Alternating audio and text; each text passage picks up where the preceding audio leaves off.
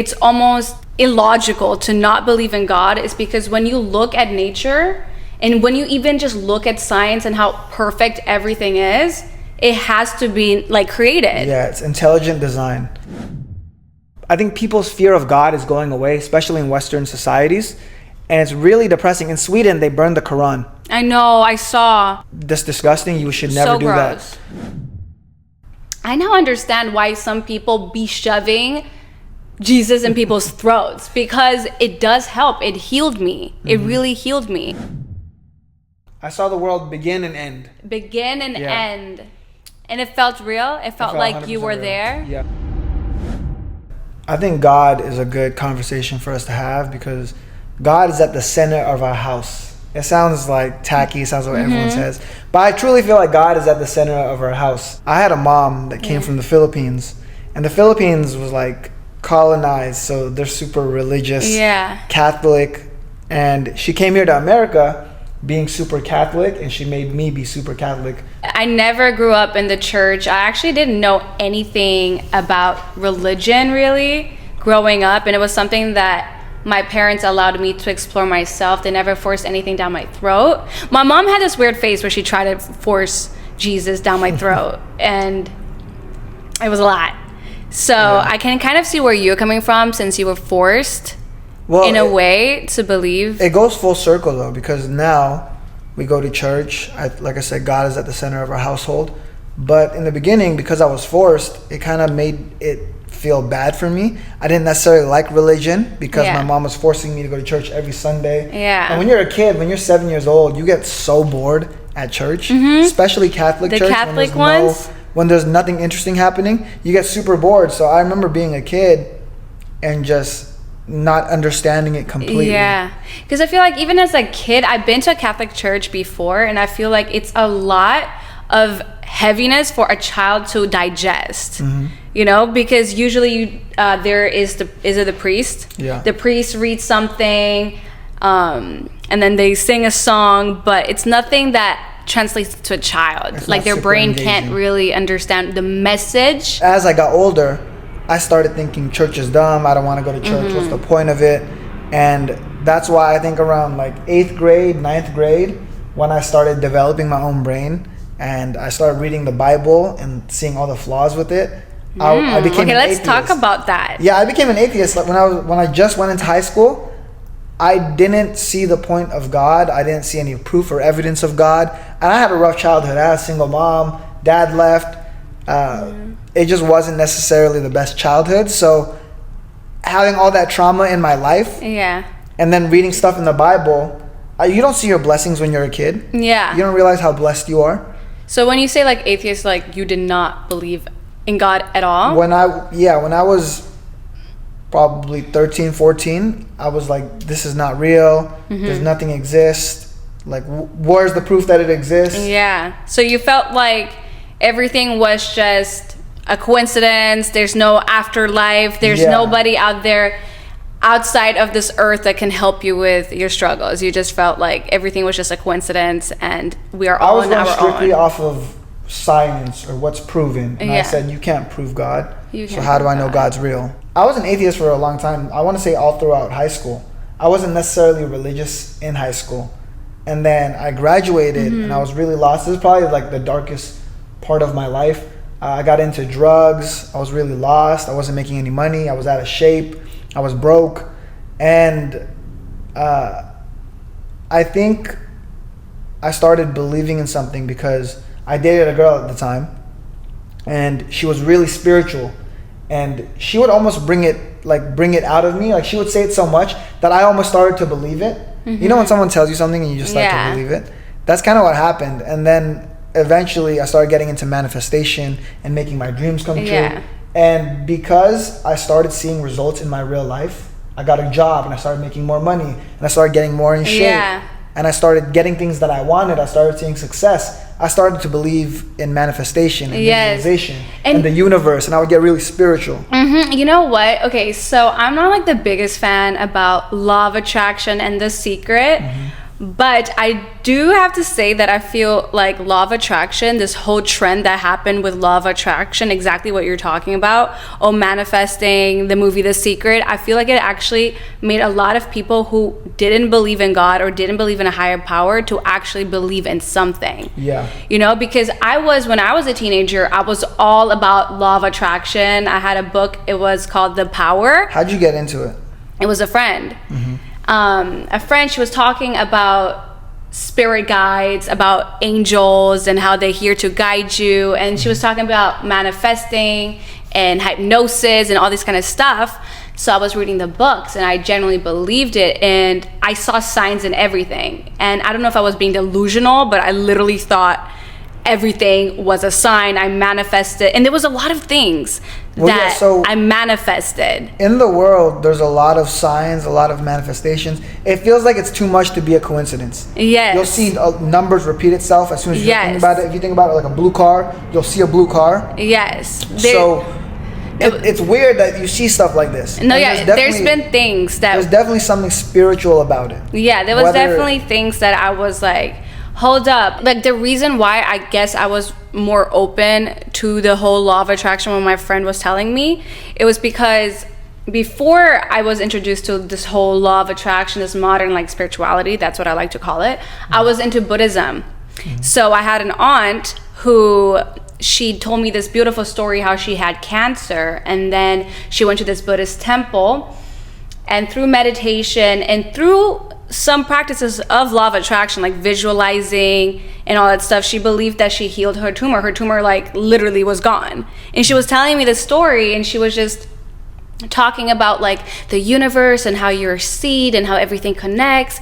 And I thought it was so beautiful and her story was so inspiring, so she made me believe in like something greater. Yeah. And for the longest time, for like a couple years, I had like a little Buddha necklace. Mm-hmm. It was like a little Buddha, and now I have the cross, Christ. But I always believed in something, mm-hmm. and I never had a phase where I didn't believe. I think as human beings, every human being looks for comfort in something greater.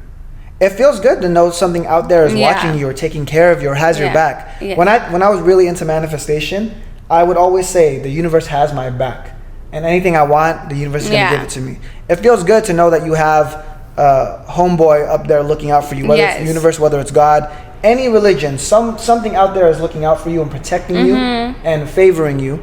I think human beings, our natural reaction is to want that. Yes. I think when you're an atheist, it's almost like it's a pessimistic outlook on life. It's very dull. Because to believe that there's nothing out there, it almost makes life feel pointless. Yeah, and it's like, for me, the reason why I feel like it's almost illogical to not believe in God is because when you look at nature and when you even just look at science and how perfect everything is, it has to be like created. Yeah, it's intelligent design. We talked about this, hey Cody, relax. We talked about this, how planes are designed like birds. Yeah. Or how computers are designed like the human brain. Yeah. When you look at all of the advancements we have, all of the technology, it's all based off of nature. Nature is the perfect invention, perfect creation. So when you think about that, it feels good to know that there's an all-knowing power that created it. Yes, like, and it's really, there's laws, and I feel like if there's laws, it can't just all just happen by chance and keep that way and keep evolving. Yeah. Like there's something out there that it's making us evolve, making, evolution, these species evolved into something. Yeah.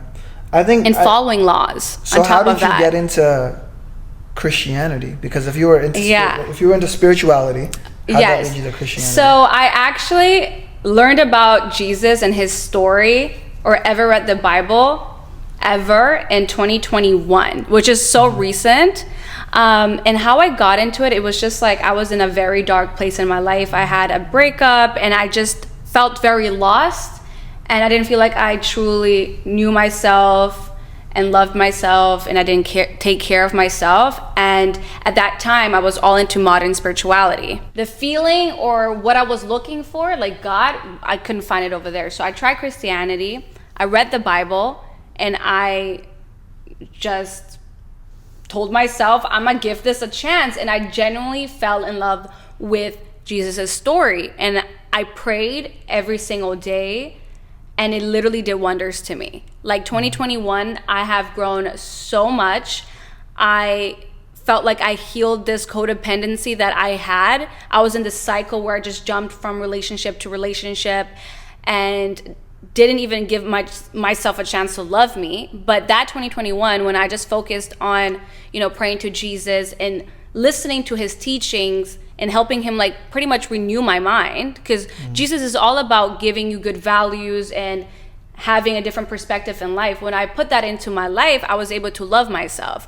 I now understand why some people be shoving Jesus in people's throats, because it does help. It healed me. It really healed me. And the other day, I actually cried to you because recently I've been feeling this little doubt. Is the Bible, like, did the events with Jesus really happen? Is this really true? Was he really like crucified and then came back to life? And I was doubting. And then what was your take on it? You kind of said that you don't really believe it's true. You don't believe the story's true. I never said that. I said we don't know. So when it comes to the Bible or anything with Christianity related, we don't know it's true. But what we do know for a fact is doing good for the world. Yeah. So even true or not, it doesn't matter. If it could save someone's life, that's good enough. That makes it powerful enough. Yes. If someone could read the Bible, it doesn't matter if it happened. It doesn't matter if it didn't happen. As long as they can read it and it can change their life and it can make them a better person, it can make them benefit humanity as a whole, then what's the issue with it? Yeah. So that's what I said. I was like, you're focusing on the wrong thing. You're focused on, is it true or not? Because let's say it wasn't true, right? Yeah. But it made you a better person. Yeah. But I think what's the downside of that? So the reason why there's a downside of it not being true to me is because when you read the Bible and when you listen to Jesus speak with such authority, you believe it. You're like, okay, this guy really came as a son of God, and he's out here giving us hope that there is something after life, that God is really, there's a Father in heaven looking out for us. And it felt like, if you read the Bible, they make it seem like it's real. And Jesus always says, have faith. Like, the ones that believe are going to like be blessed. Yeah. And a part of me, I'm like, if this is not true, I felt like I developed such a deep relationship with something that may not be real. Although I'm grateful that the fuck is going on? That's you, my love. I know, it's my phone. Okay. Although I am grateful that it healed me and it helped me, a part of me really hopes it's true, because if it's not, then it's just a story. Here's the one thing I learned about stories, right? And when you look at any Disney movie, this is a great example. When you look at any Disney movie, particularly the ones when we were kids, if they have a good message for our kids, who cares if it's true or not? Okay, so if it's not true, what is the truth? Because I feel like everybody's seeking for the truth. And I think that's the reason, because there's sometimes where the Bible conflicts with science, right? When you look at stuff like Adam and Eve or Noah's Ark, it's hard for me to say that that's true, just because the evidence would say otherwise. Sure. And for me, like, when I was reading it, I was like, yeah, oh my God, we had a fight. We had a fight. Okay, about evolution. She tried to say that evolution wasn't real. No, okay. It wasn't that I said it wasn't real, because I did say I believe in evolution. I believe that species did evolve, and I do believe that species came from the fish from the water. I said I believe that. So I didn't say evolution wasn't real. But a part of me, I want to be a serious Christian here. So I was like, Adam and Eve. Like, how do we explain Adam and Eve? Like, God put Adam on earth and then created a woman for him. And I had the impression that that was the first two humans ever. And then we all came from those two. So I was like, yeah, I don't know if we actually evolved from apes. I think that God kind of just put us here, and then we started evolving, and then he was not having that. Yeah. That's the thing. I still believe in God, but I think that in order to get closer to God, we do it through science. Yeah. I live my life where I try to mix the two, where the two can coexist. Yes. Because I feel like for the entirety of forever, right, people would always say, science is real, no, the Bible, and they would just fight. But why can't both be real? Yeah, You know? and just to clarify, I do believe in evolution. So I don't still believe that Adam and Eve were the first two people on Earth. But listen, if somebody tried to convince me, I'm not going to argue with them. I feel like I am very open to have any possibility because honestly, by the end of the day, do you believe in miracles? I do believe in miracles, yeah. So if you believe in miracles, there's always going to be a tiny room for a possibility 100%. of that. So I agree. So I agree with you 100%. And I believe in miracles. That's why I believe in God, because I believe magical things can happen.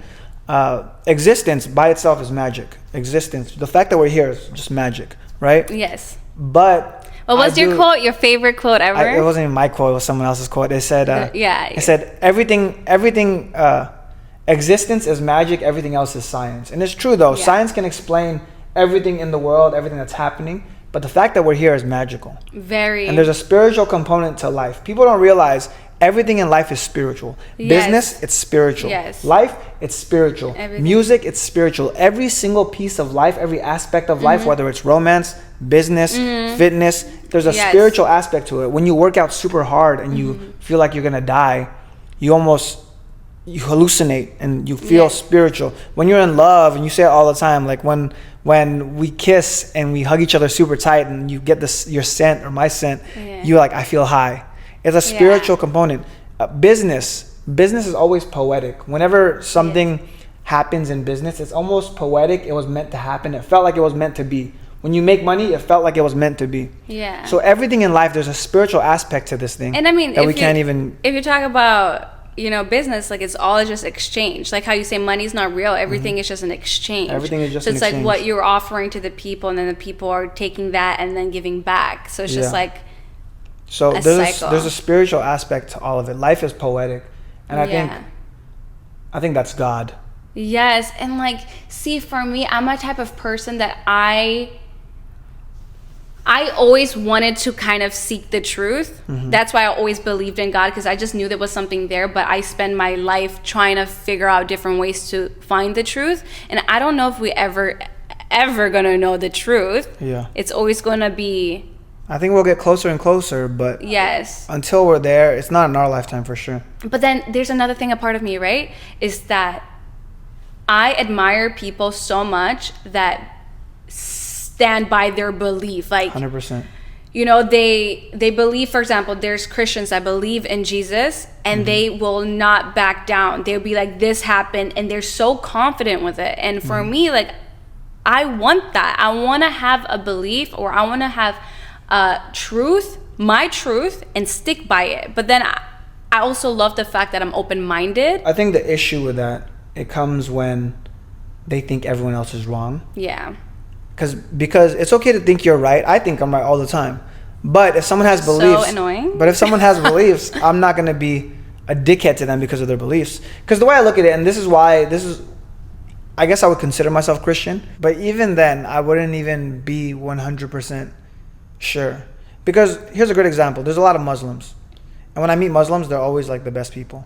And from my experience, Muslims tend to be more convicted to their religion and their God than Christians are. Yes. And I respect that a lot. In the same way you said you respect people that stand by their beliefs, I respect people that stand by their beliefs as well. Yes, I really do respect Islam so much, because there's so much conviction, there's so much discipline, and their whole life is really centered about worshiping Allah, which is beautiful. And I think with Christianity, it became so watered down by Western society. Yep. Like, it's kind of like, oh, Jesus, like we use it in memes, and we can mock Jesus. Like in Islam, you can never mock any of Prophet Muhammad. Like, you could never. And even when they say Prophet's name, you have to say peace be upon him. Like, they put respect in their name. In Christianity, you don't. Yeah. So that's what I'm saying. Who are we to say those people are wrong? Yeah, I don't. Who are we saying Muslims? Because I respect Muslims a lot. Yes, like I love that religion. But when I see Christians that are super devout, I respect that also. Yes.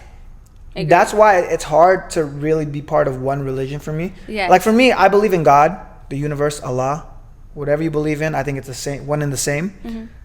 I can't really commit to one religion, because if you commit to one religion, that means you say every other religion is wrong. See, and that's where I also, like, the thing is, it's like I am an open-minded person in the sense where even when I was in 2021, I was very like, Jesus is the way and this is it. Like, I was that for a period of time, and I have a friend, or had a friend that was Muslim, and I loved listening about Islam. So I was always open-minded and respected it. But I still think, like, what is the quote? It's like, if you can't stand up for something, you're standing up for nothing, or something like that. Yeah. I feel like I want to have, like, this is what I believe. So if I asked you, what do you believe? In God. So I think, define God. I think I'm a man of God, a creator, a higher power. I'm human. I'm just a man. I will never be able to understand God. You as a woman will never be able to understand God. Me as a man will never be able to understand God. God is so far above us that we can't even begin to comprehend it. Try explaining Wi-Fi to a caveman. He wouldn't even know, because then you have to explain phones and electricity, etc., etc. That's how I feel like we are. We are a puppy. Like, try to explain Wi-Fi to Bijou. You'll never be able to. Yeah, he won't get it. So I think with God, we'll never understand. I think I said this to you the other day. I feel like the journey of life is one, finding yourself, but I think you find yourself through trying to find God. And we may never truly understand what God is, but I feel like that is our purpose, to try to understand more of how God operates. And what I responded to that, I said, science brings us closer to God. I do believe science brings us closer to God. In the Bible, it says God created us in his image. Yes. Correct? Correct. But we know evolution happened. So how can God create us in his image and evolution happened? I'm like, and what I said is, if you look at it, we're all made out of the same things. Me, you, the sun, the stars in the sky, we're all made out of the same particles, the same atoms. Yes. So theoretically, God did create us in his image. Me, you, yes. Everything in the world is all created out of the same thing. That's God. Yes, I agree with that, and I said I do agree with that, but I still really agree with the fact that he literally created us in his image, because we are creators here. So Bijou would never be able to build a building or have technology, like create technology. We humans have this intelligence, especially now, like artificial intelligence. We're coming to this time where AI can literally take over the world. So we created almost I would like to call it like a different species almost, because we are possibly creating something that can live its life through technology. So in a way, that is playing God, and we play God a lot. Like, for example, artificial wombs now. You know, we can clone things. We can now, you know, like do the craziest thing that I felt like it's God's job to do. But now we're doing that. So I feel like that's when God says in the Bible, he created us in his image. That's how I see it. I'm like, that's valid too. That's valid too. And so that's what I mean. I think it can be interpreted in different ways. So I'm never going to discount any religion.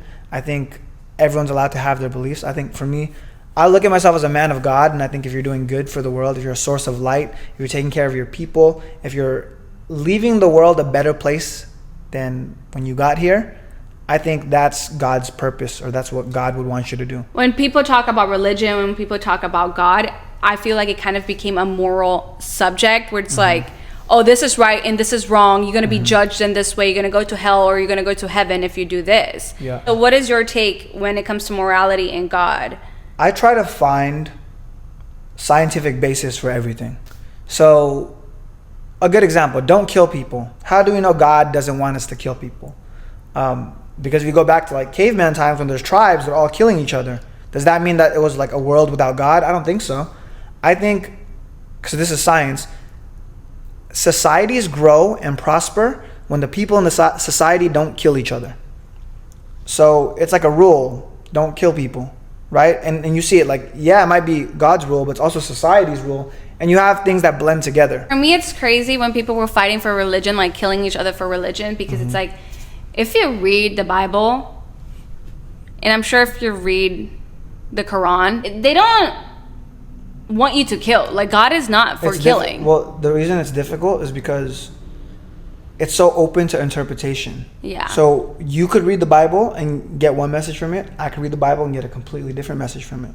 You know, it's like, and I think that happens with any old text. You're going to be able to read it in 100 different ways. And because of that, everyone's going to take their own thing from it. And I mean, that's where, like, you know, there's always endless possibilities of what the truth is, depending on like what lens you see it from.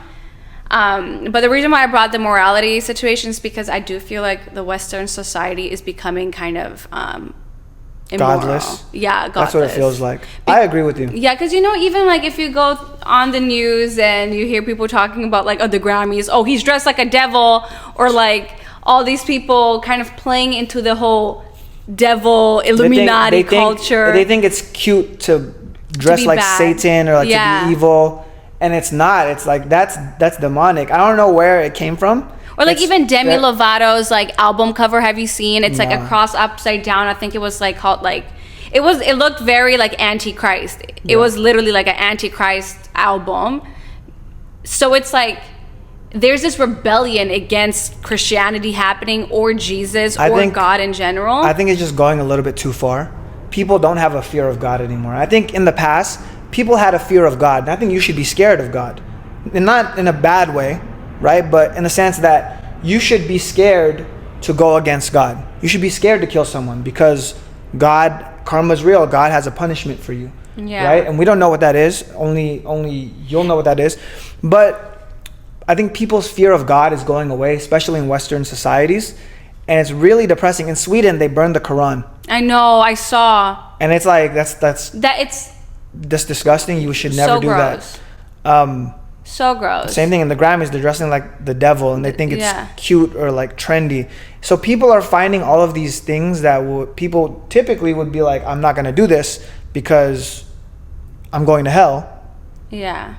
And they don't care anymore because they have no fear of God. And it's really sad to see, especially since we live in a Western society. Yes. I mean, you know how I feel about it. I rant on it all day. I don't want to get canceled on your podcast, so I'm not gonna. We talk about this a lot. Like we talk about this almost every day, but we will save this topic for another time. I think people are getting too loose, and I think they need to find a way back to God.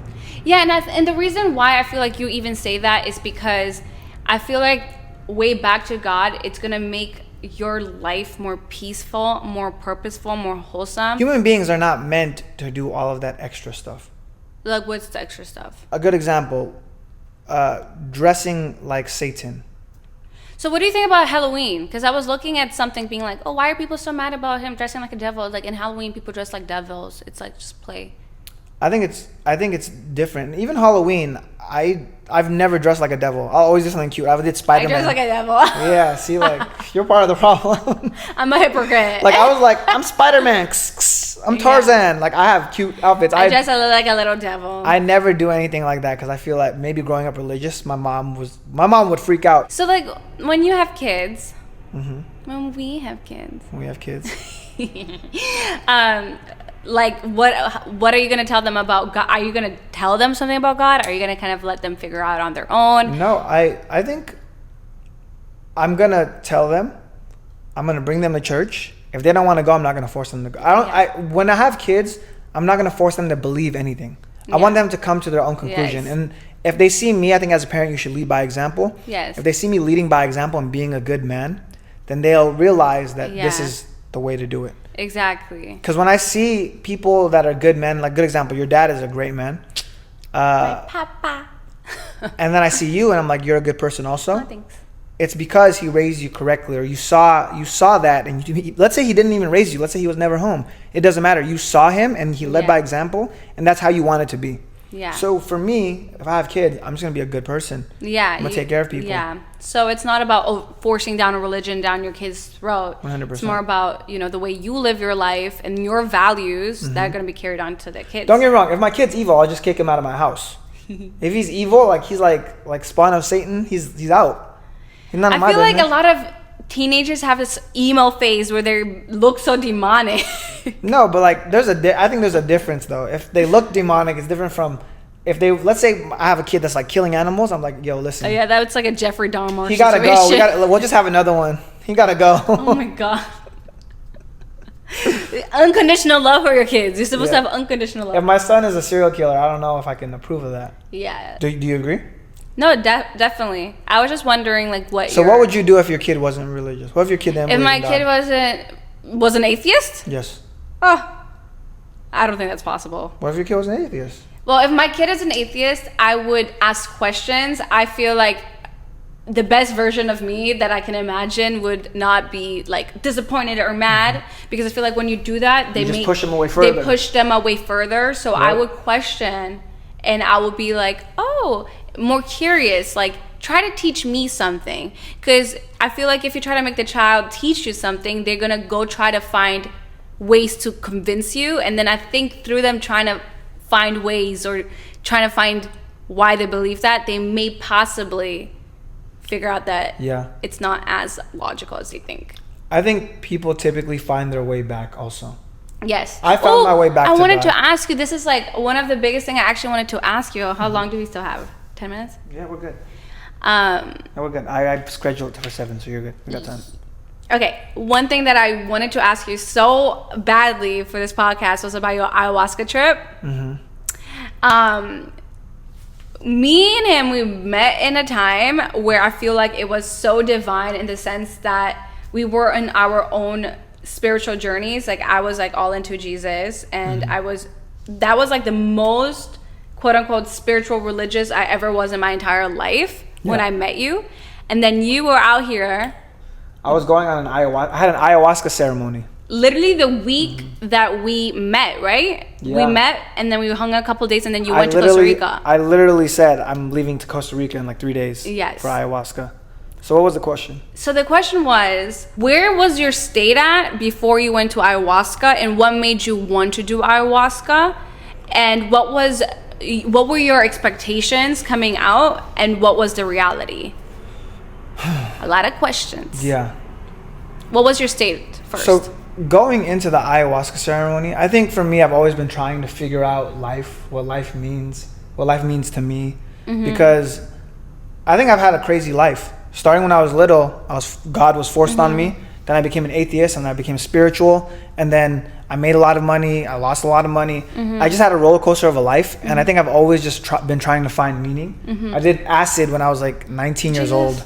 I did acid when I was like 19 years old to try and figure something out, because I felt like I was missing something to life, and I think I was a little bit lost also. Yes. So at the time, I believed God existed, but I don't think I had the same conviction that I do have now. Because it wasn't in the forefront of your mind. Yeah, because now every morning I think like God exists. Aww, right? I look out the window and I'm like, this is beautiful. Life is beautiful. God created all of this. So I think about that a lot now.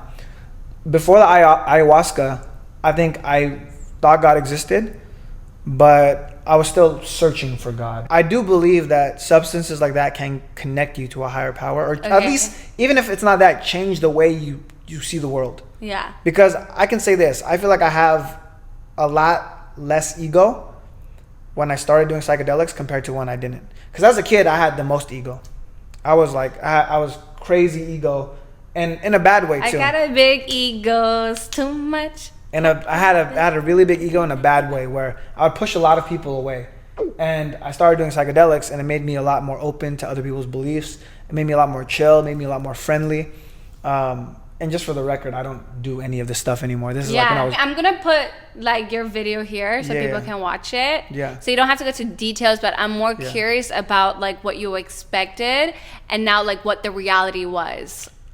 I didn't know what to expect, to be honest. People always said it's this crazy experience, and I was like, cool, let me see for myself. I remember going through an entire journey. Yeah. And like thinking... He saw basically the world evolve and end. I saw the world begin and end. End. And it felt real? It felt like you were real. there? Yeah. Do you think it will happen?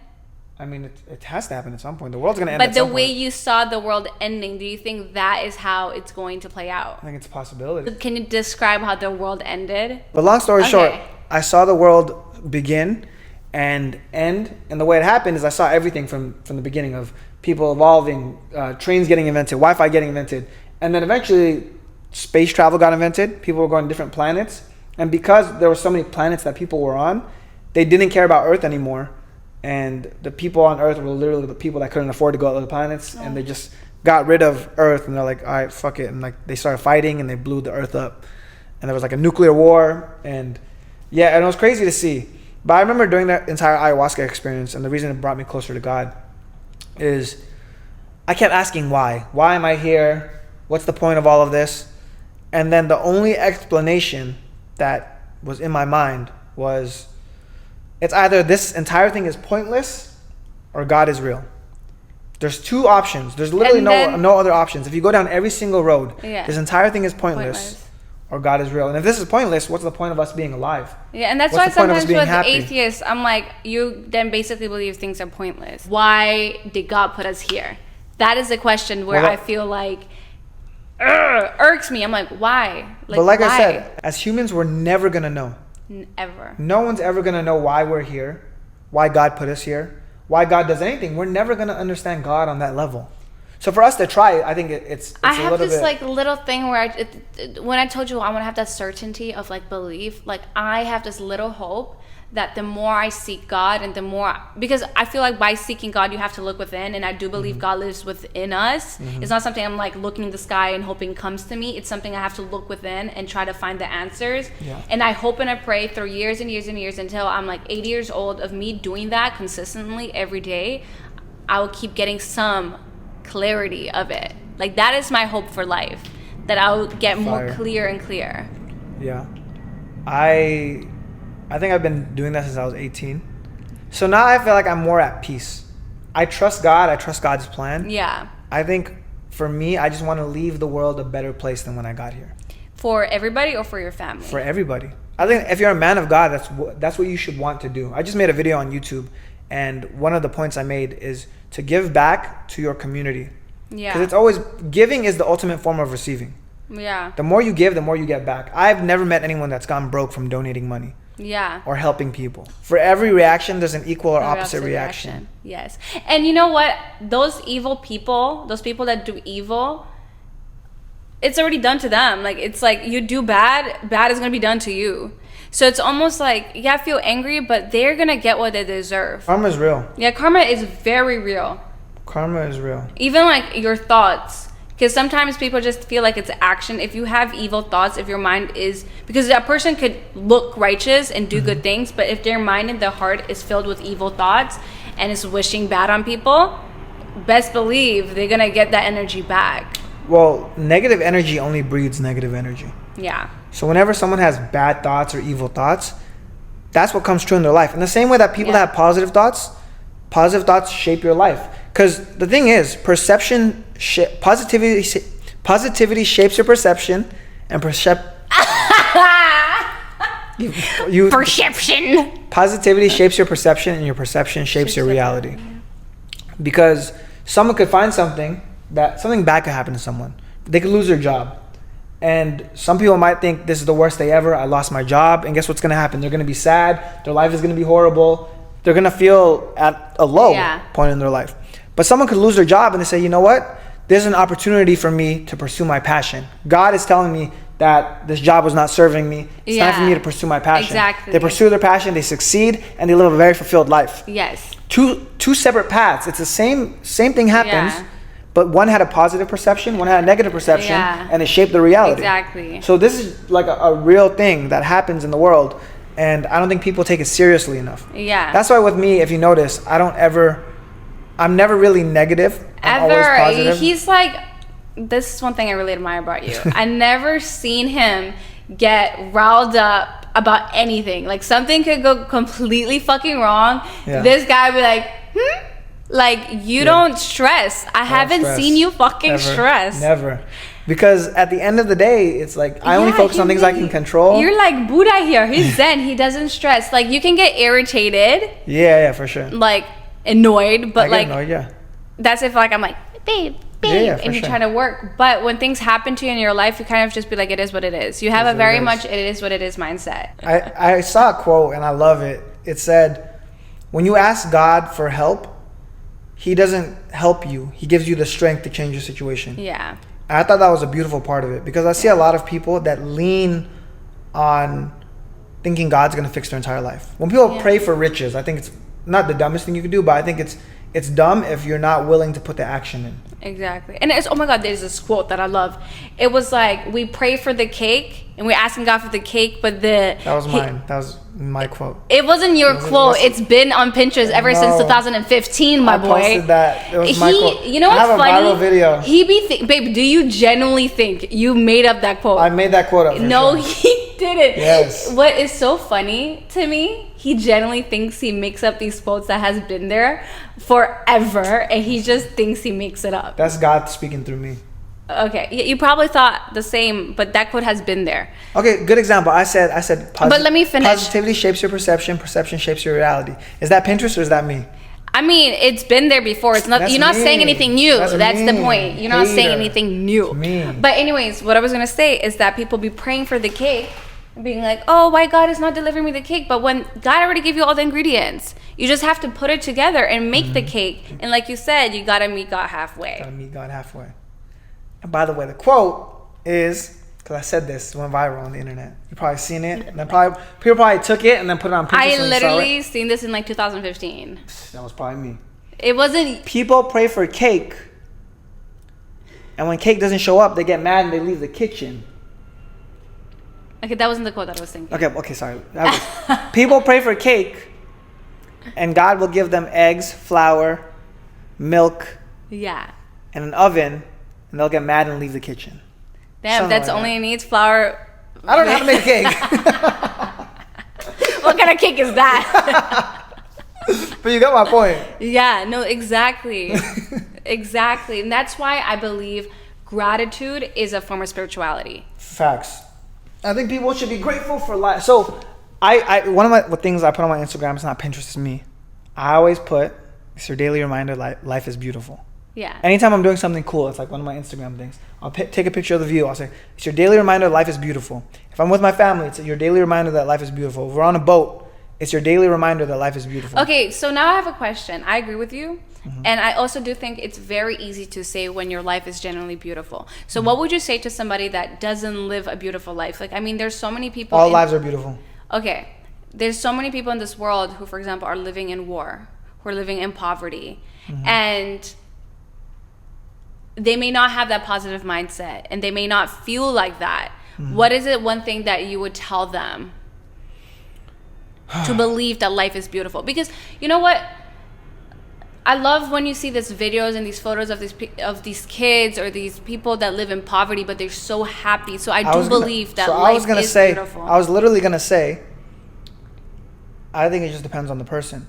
Because I see a bunch of people in poverty that are happy. I'm not going to lie. There's aspects of my life when I was broke, when I was struggling to get food. Yeah. Where I was happier. Yeah.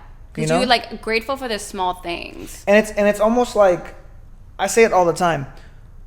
When you're sad and you're rich, it's worse than when you're sad and you're broke. Yeah. Because when you're sad and you're rich, you have no reason to be sad. You have everything you could ever want, right? Amazing view. You're fed. Your lights are on. Your bills are paid. Beautiful woman. If I was sad, it's worse because I don't know why I'm sad.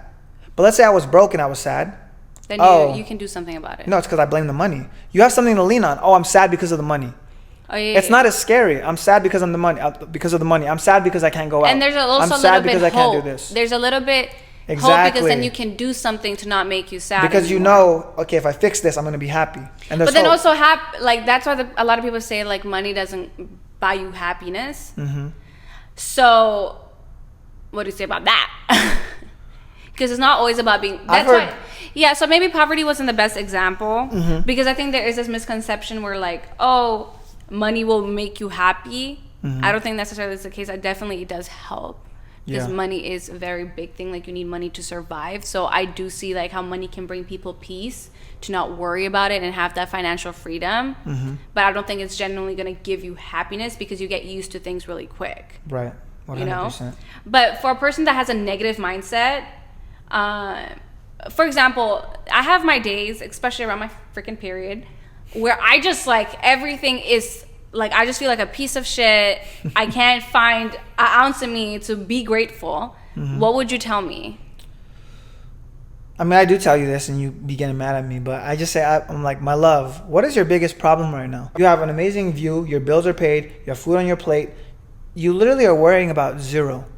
Yeah, and I know that, and that's my problem.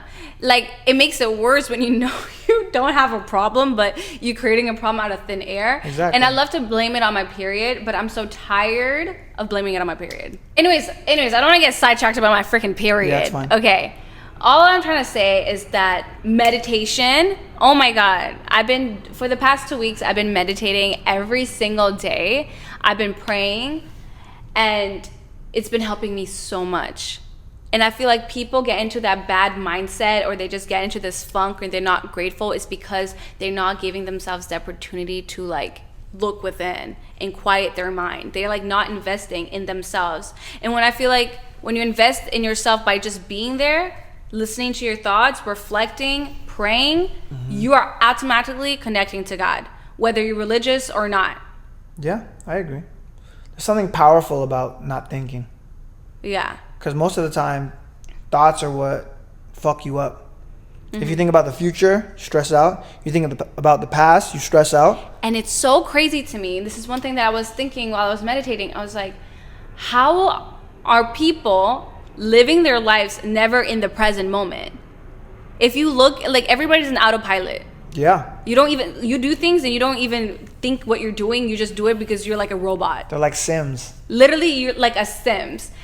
And you never in the moment. And when I'm meditating, I told you that it's literally my highlight of my day, because it's the only time I genuinely feel like I'm in the moment. I'm not worried about the future. I'm not worried about the past. I'm just here. Yeah. And like, life is all little moments of here. Fire. Drop the mic. Life is all little moments of here. Here. Fire. Fire. All right, guys, if you like this video, make sure you like, comment, subscribe. Carol's really trying to grow her channel. So if you like this You're podcast, making me sound so desperate. Please. if you like this podcast, you want more podcasts, make sure you like, comment, subscribe, turn on the little notification button, and we'll see you on the next one. Peace.